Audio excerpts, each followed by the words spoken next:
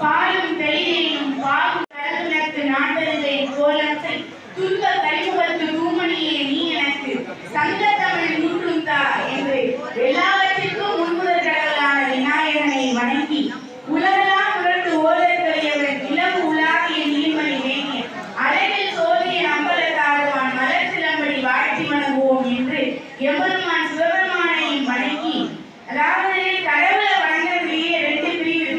அதாவது கடவுளை வணங்குறவங்க கடவுள் இருக்காருன்னு சொல்றவங்க ஆத்திகவாதிகள், கடவுளே இல்லை அப்படின்னு சொன்னவங்க நாத்திகவாதிகள்.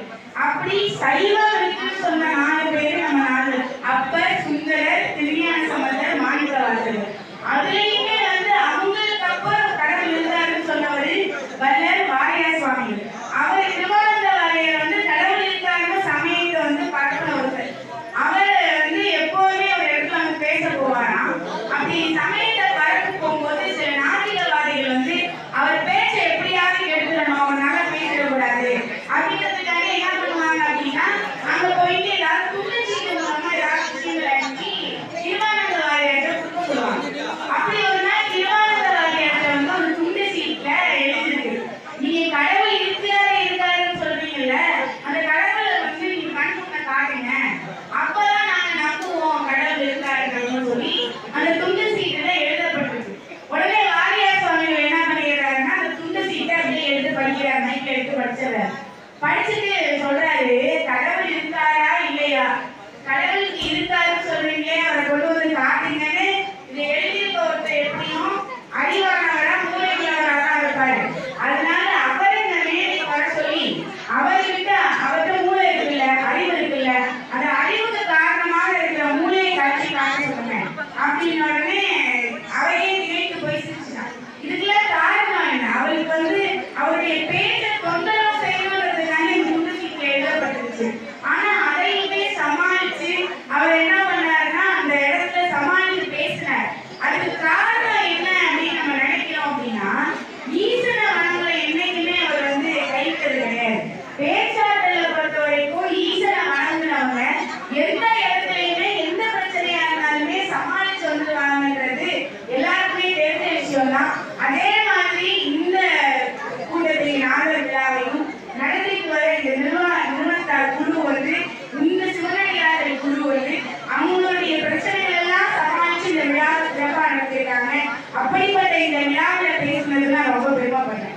இந்த அரங்கத்துல நான் ஒரு விஷயம் பதிவு செய்யணும் அப்படின்னு நினைக்கிறேன்னா, ஒரு 5 மந்திரங்கள் இருக்கு. சிவபெருமான மந்திரத்துக்கு 5 மந்திரங்கள் இருக்கு. அதை பஞ்சாட்சர மந்திரம் அப்படின்னு சொல்லுவாங்க. இந்த 5 மந்திரம் என்ன அப்படின்னா, நமச்சிவாய, சிவாய நம, சிவய சிவ, நம சிவா சிவ, அப்புறம் ஸ்ரீ அப்படின்ற 5 மந்திரங்கள். இந்த 5 மந்திரங்கள்ல 4 மந்திரத்தை நல்லா வாயை திறந்து சொல்லலாம். ஆனா நமச்சிவாயன்றத வாயை திறந்து சொல்லிடலாம். ஆனா சிவாய நமன்றத வாயை திறந்து சொல்லக்கூடாது. அது மகாபெரும் பாவம்னு முன்னோர்கள் நமக்கு சொல்லியிருக்காங்க. சிவாய நம அப்படின்னு சொல்றது பழைய காலத்து பாட்டு என்ன சொல்லுவாங்க, சிவாய நம என சிந்தி போட்டு அபாய பொருளாளி இல்லைன்னா சொல்லியிருக்காங்க. சொல்பவர்னு சொல்லல. ஏன்னா சிவாய நம சொல்லும்போது வாய்க்கு அசையக்கூடாது. அசையாம மனசுக்குள்ளே நினைச்சு சிவாய நம்ம நினைச்சிட்டு இருக்கும் போதுதான் நமக்கு அந்த நாமத்தை சொல்ற ஒரு பலன் கிடைக்குமா. ஏன்னா இந்த நாமத்தை நிறைய பேர் வெளியே சொல்றாங்க. அதனாலதான் இந்த பதிவை நான் இங்க பதிவு செய்யணும்னு நினைச்சேன். அதே மாதிரியே சிவபெருமான் ஜோதிலிங்க வடிவத்துல காட்சி அளிச்சாரு. அந்த ஜோதிலிங்க வடிவில காட்சி அளிச்சப்ப அவர் சிவபெருமான யாரையெல்லாம் பார்க்க முடியும் தெரியுமா, ஒரு முழுமையா பார்த்தவங்க யார் யார் தெரியுமா. அப்ப யார் சிவனுடைய அடியே முடியும் பார்க்கறது அப்படின்னு ஒரு விஷ்ணுவுக்கும் பிரம்மாவுக்கும் உள்ள ஒரு போட்டி. விஷ்ணு சொல்றாரு, நான் சிவனுடைய அடியை பார்க்கிறேன் அப்படின்றாரு. பிரம்மா சொல்றாரு, நான் சிவனுடைய முடிய பார்க்கிறேன் அப்படின்றாரு. அப்ப 2 பேரும் கீழே போட்டுட்டு போகும்போது விஷ்ணுவால போகவும் இல்லை. அப்புறம் என்னால எம்பெருமானுடைய உடலை பார்க்க முடியல. அதனால 2 பேரும் பணிச்சு நின்றுறாங்க. பிரம்மா பொய் சாட்சி சொல்ல வைக்கிறாரு காலம் கூட. அப்படியெல்லாம் பண்ணதுக்கு அப்புறமா எப்போ